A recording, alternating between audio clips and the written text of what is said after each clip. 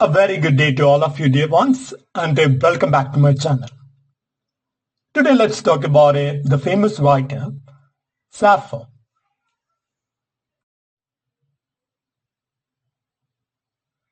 Sappho, 630 BCE, 570 BCE.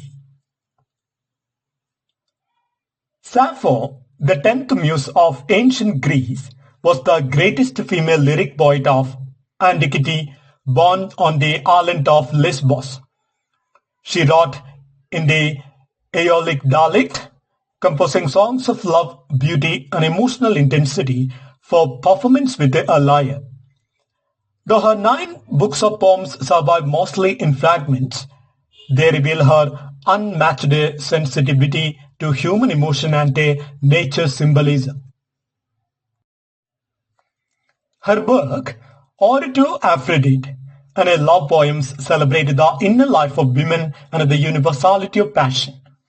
Revered by Plato and imitated by Roman poets, Sappho's voice transcended time, making her a symbol of artistic genius, female empowerment, and an enduring love in both classical and modern worlds.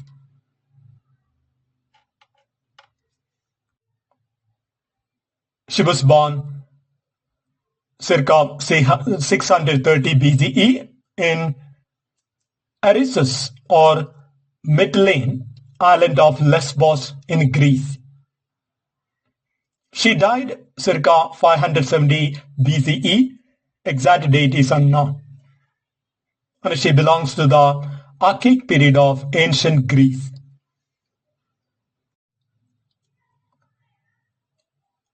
Occupation: she is mainly known as a lyric poet, and the language she used is Aeolic Greek dialect.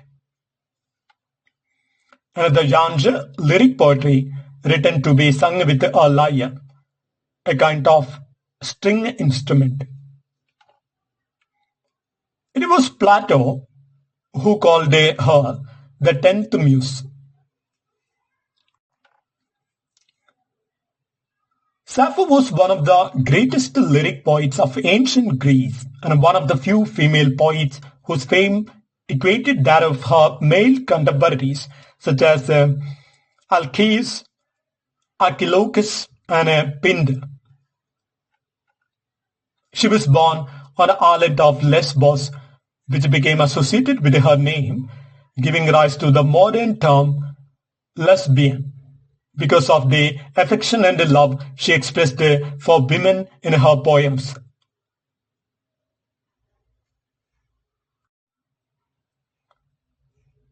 Sappho belonged to an aristocratic family, likely educated in music, poetry, and philosophy. Her life coincided with a politically unstable period in Lesbos, during which she and her family were briefly exiled to Sicily around 600 BCE. She established a school of circles for young women, sometimes called a theazos, in Mytilene, where she trained them in music, poetry, and arts of refinement, somewhat like a finishing academy with a strong emotional and spiritual bonds.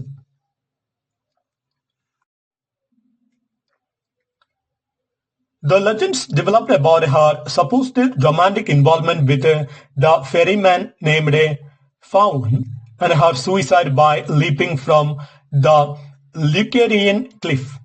These are considered later inventions by Hellenistic writers, not a historical fact. Sappho's works and surviving fragments. Sappho wrote 9 books of lyric poetry, but most of her works were lost by the Middle Ages due to neglect and conservative censorship. Only about 650 lines survive today, mostly in fragments preserved by later writers such as Athenaeus, Dionysius, and Longinus, or found on papyrus discoveries in Egypt, especially the Oxyrhynchus papyrus. Her poetry was originally performed with the accompaniment of a lyre, hence the term lyric poetry. The Alexandrian scholars in antiquity ranked her among the 9 lyric poets of Greece and referred to her as the 10th muse. Her major surviving works, fragments, Ode to Aphrodite, that is fragment 1, her only complete surviving poem, a passionate invocation to the goddess Aphrodite for help in love. It blends personal emotion, myth, and a prayer in a delicate balance. The next work, that is fragment 31, that is He Seems to Me Equal to the Gods, describes her intense emotional reaction to seeing a beloved woman speaking with a man. A masterpiece of psychological realism and emotional restraint, often seen as an early portrayal of love's physical symptoms. Fragment 16, that is some say the most beautiful thing on earth. It contrasts worldly beauty, that is armies, fleets, barriers, with the personal beauty defined as the one you love. A philosophical reflection on subjectivity in value and desire. The next work, that is next fragment, fragment 94, Honesty, I Wish I Were Dead. A moving farewell poem between lovers showing emotional intimacy and a human vulnerability. Next one, fragment 58, You for the fragment blossomed, Muse's lovely gifts. It reflects on aging, time, and the fading of beauty, showing Sappho's reflective and philosophical side. Now let's talk about the main themes in Sappho's poetry. Love and desire. Sappho writes with honesty and a delicacy about love in all its forms, passionate, spiritual, and platonic, often directed toward women. Beauty. For Sappho, beauty, that is to colors, is not only physical but emotional and intellectual. It is what the heart desires.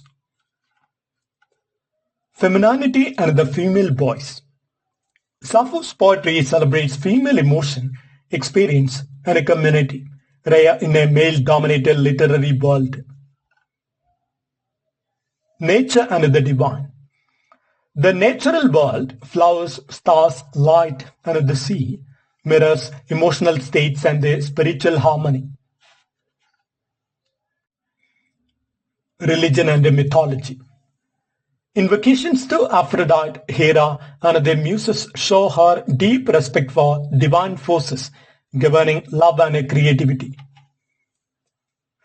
Time, aging, and mortality. Many fragments reflect on the passage of time and the bittersweet loss of youth.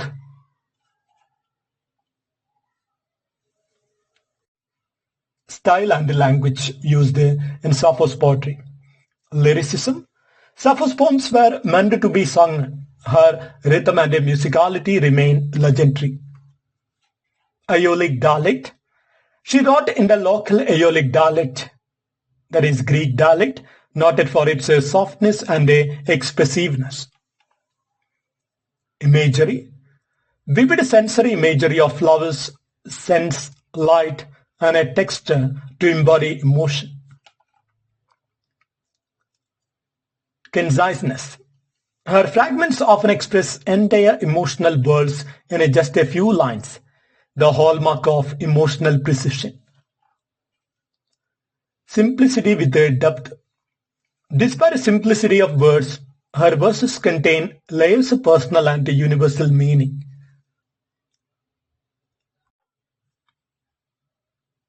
Meter. She invented or popularized the Sapphoic stanza, a metrical pattern used by later poets like Catullus and Horace. Sappho's philosophy of love. Sappho says love, that is eros, as a divine madness, both painful and exalting, a transformative power connecting humans with their gods.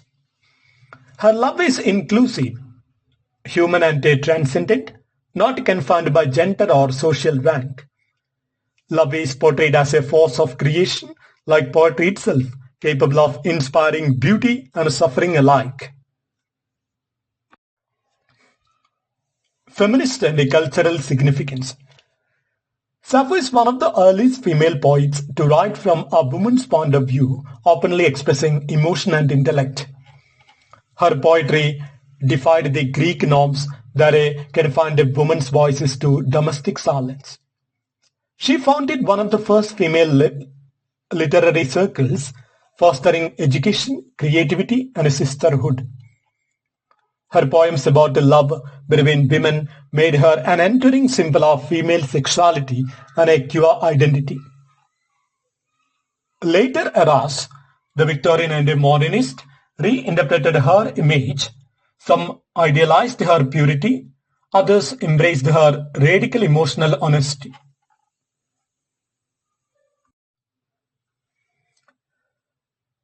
Influence on later literature. Ancient Rome, poets like Catullus, Horace, and Ovid imitated her style and themes. Medieval to Renaissance Europe, though her works were nearly lost, her legend entered through classical references. Romantic and modern poets. Sappho inspired writers such as Algernon Sinbad, H.D., that means Hilda Doolittle, Elizabeth Barrett Browning, and Ezra Pound. Contemporary literature. She is a central figure in feminist literary criticism, queer theory, and classical studies. Now let's be familiar with some of the famous lines from her poems. Someone I tell you will remember us even in another time. Sappho's confidence in the endurance of women's voice through time. He seems to me equal to the gods, that a man who sits facing you and hears you near. A portrayal of love's intensity and a jealousy, the physical symptoms of desire. Some say cavalry and others say infantry, but I say race whatever one loves. Redefines beauty and heroism through love and a personal value. Love shook my heart like the wind on the mountain, troubling the oak trees. Natural imagery symbolizing love's powerful, uncontrollable force. You may forget, but let me tell you this. Someone in some future time will think of us. Her timeless assertion of artistic immortality.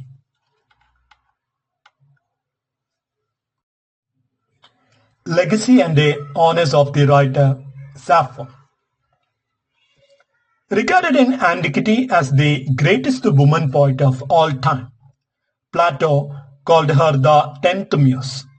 The term lesbian originates from her island, that is Lesbos, due to her poetic affection toward women. Her work continues to influence modern poetry, feminism, queer studies, and a classical philosophy. Classical philology. The relevance of the writer Sappho today. Sappho remains a universal symbol of poetic passion, emotional truth, and female creativity. Her fragments continue to inspire reinterpretation in modern literature, music, and art. She stands as an enduring icon of love beyond gender, the power of poetic voice, and the survival of art through centuries of silence.